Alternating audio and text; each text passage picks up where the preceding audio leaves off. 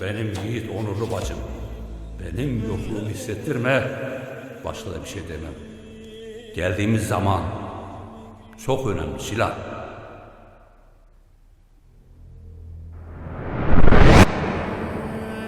Berfin kızımız Drejan aşiretine gelin gidiyor.